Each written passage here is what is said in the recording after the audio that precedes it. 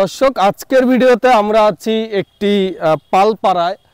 পাল শব্দটির অর্থ হচ্ছে মৃৎ শিল্পের সাথে জড়িত, বিশেষ করে যারা মাটির আসবাবপত্র তৈরি করেন এদেরকে আমাদের এই আঞ্চলিক ভাষায় বলে পাল। মাটির যে সমস্ত আসবাবপত্র রয়েছে সেগুলো মূলত যারা প্রস্তুত করে তাদেরকেই আমরা পাল বলি। এটি আমাদের ইতিহাস ঐতিহ্য বা আমাদের যে সভ্যতা সংস্কৃতি তারই একটি অংশ।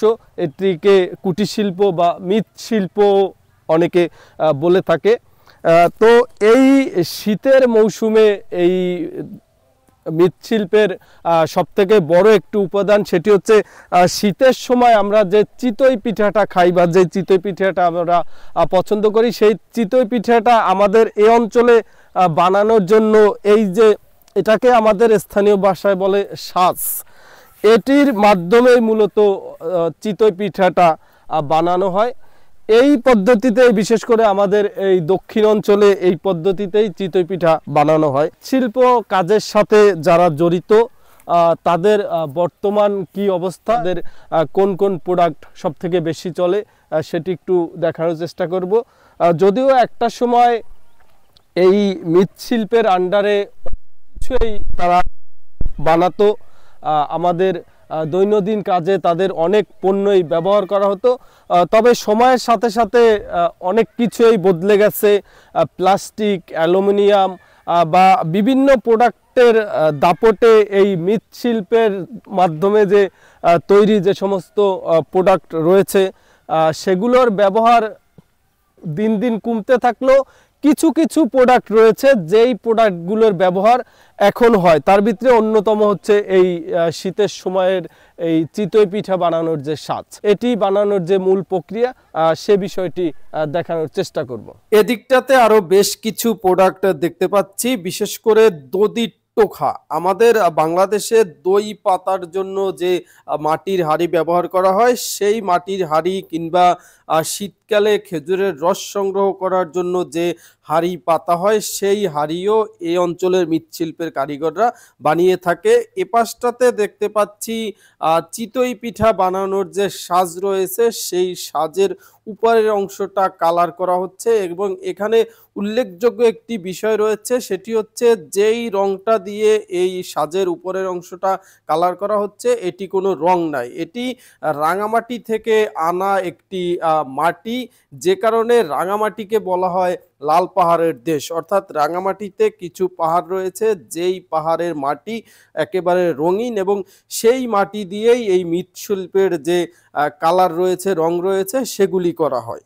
এবং মৃৎশিল্পের কারিগরদের যারা সন্তান রয়েছে তারাও কিন্তু এই মৃৎশিল্পের সাথে জড়িত। ছোটবেলা থেকেই ছোট ছোট মাটির পুতুল বা বিভিন্ন আসবাবপত্র তৈরি করেই তারা এই মৃৎশিল্পের কাজটি শিখে থাকেন। এখানে এক বোনকে দেখতে পাচ্ছি, তিনিও এই মৃৎশিল্পের কারিগর, তিনি এখানে দধির পাতিল তৈরি করছে। এরকম করে এই পালপাড়ায় যত মানুষ রয়েছে তারা সবাই এই মৃৎশিল্পের সাথে জড়িত, কোনো না কোনো কাজ করেই তারা সময় কাটাচ্ছে।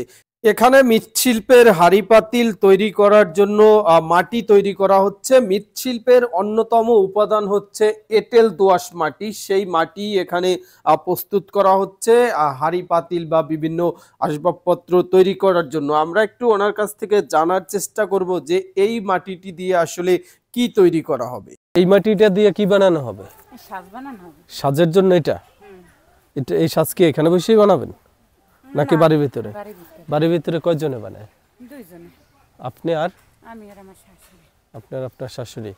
আপনি কি এখানকার পুত্রবধূ? হ্যাঁ। আপনার বাবার বাড়ি কোথায়? আমার বাবার বাড়ি কাছে, একটু দক্ষিণ দিকের বাড়ি। এই পাশের বাড়ি। ছোটবেলা থেকে এই মাটির কাজের সাথে জড়িত? হ্যাঁ হ্যাঁ। কি কি বানাতে পারেন?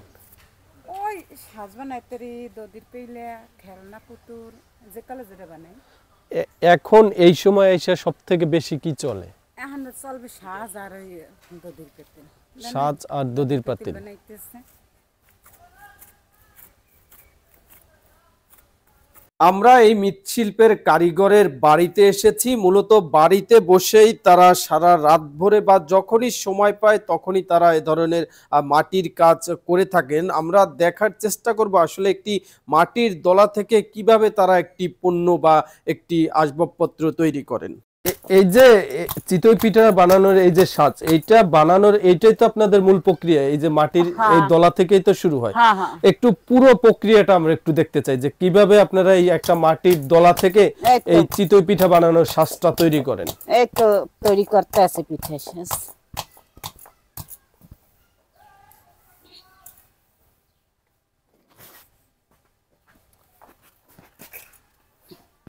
একটা সাজ বানাইতে কত সময় লাগে?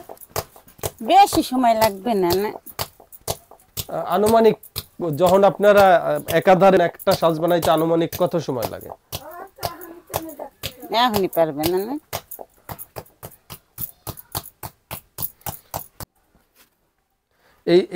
এইটা হচ্ছে আপনাদের ওই যে ডাইস, নিচে যেটা বসাচ্ছেন এটা ডাইস। এই ডাইসটা যেভাবে আছে আপনার পরবর্তী সাজটা ঠিক সেভাবেই হবে। আপনি কতদিন যাবত এই পেশার সাথে জড়িত? ধরেন 15-20 বছর থেকে বানাইতেছে। আমরা 15-20 বছর যাবত এই সাজ সহ মাটির তৈরি যে কোনো আসবাবপত্র বানাতে পারেন। হ্যাঁ। আপনাদের এই এলাকায় তো সবথেকে বেশি এই বর্তমান শীতের মৌসুমে তো সাজটাই বেশি চলে। হ্যাঁ, বেশি সাজটাই চলে। এবারে দদির পেলে এক সময় তো শীতের সময়ে এই যে রস, আগে রসের যে হাড়ি বানাইতেন, এখন আর হাড়ি চলে না। হাড়ি চলে অল্প, ওই সাজও তো এখন অল্প চলে। এর কারণ কি? এখন সবাই এই অন্যটা খায়, পিঠে পায়েসের লেগে কোনো নেই, বাইরে গেছে ওই লেগে। এমনি তো বাঙালির পিঠা বা এই বিভিন্ন এইসব বিষয়ের উপরে মন কিছুটা উদাসীন। দ্বিতীয়ত এই যে লোহা কিংবা প্লাস্টিক জাতীয় যে প্লাস্টিক জিনিস বাইরে অনেক কিছু কম চলে। যে সরা, আগে সরা বানাইতো, অনেক কম বানায়। সিলভারের তো বাইরে গেছে।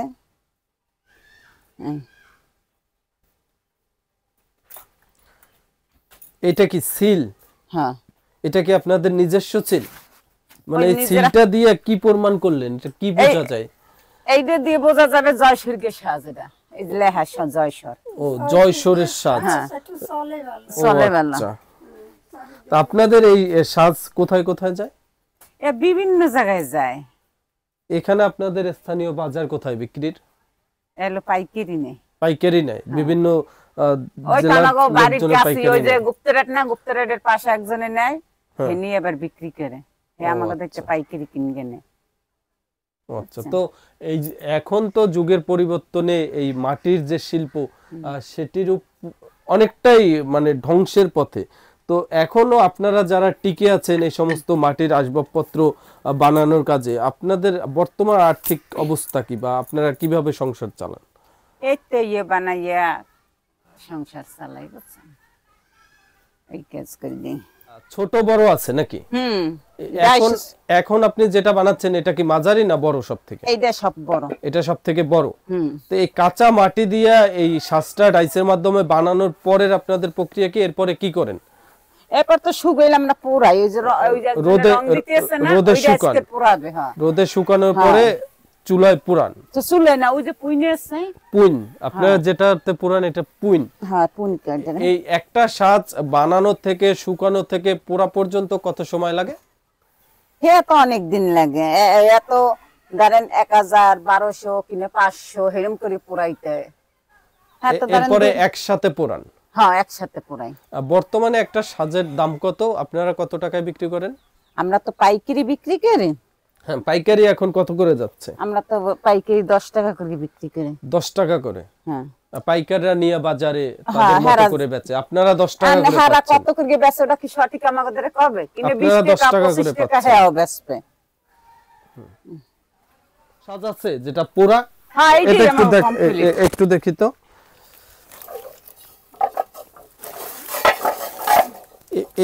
এটা একেবারে কমপ্লিট, হ্যাঁ, যারা ক্রেতা যারা কিনে নিয়ে এটা একেবারে হ্যাঁ পিঠা এইটা বানাতে হারা পারবে। বিক্রি করবে যারা এখানে কিনে নিয়ে কয় হারা- চোখ? এটা আপনারা এরা- হিসাবটা কিভাবে করেন?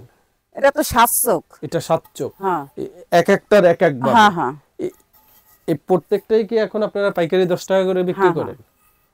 ও আচ্ছা, এটাই একেবারে কমপ্লিট। হ্যাঁ এটা একেবারে কমপ্লিট। আর এটা পুরানো হয় যে পুরানো এই চুলা, যে এই যে চুলাটা এইটা গোল করে আমি সাজাই হেলাই সাজাই এই উঁচু করে। বলেন তো কিভাবে এই চুলায় আপনারা এই শ্বাসটা পুরান?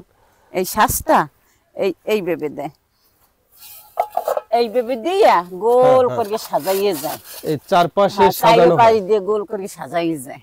এই চুলাটাকে আপনারা কি বলেন? এটার নাম কি বলেন? এইটারই আমরা পুন বলি। পুইন। এখানে একসাথে কত পিস শ্বাস পোড়ানো যায়? ধরেন 1000 পিস।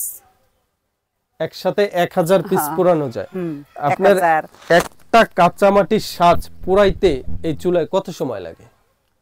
হে লাগে 4-5 ঘন্টা লাগবে। অর্থাৎ 4 থেকে 5 ঘন্টা এই চুলা একাধারে জ্বলতে থাকে এই হ্যাঁ সাজ একভাবে পোড়ানোর চলতে জন্য। থাকে।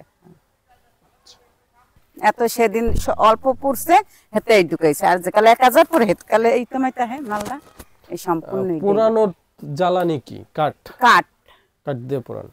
দর্শক, যুগের পরিবর্তনে আমাদের গ্রাম বাংলা থেকে অনেক কিছুই হারিয়ে যাচ্ছে কিংবা হারিয়ে যাবে।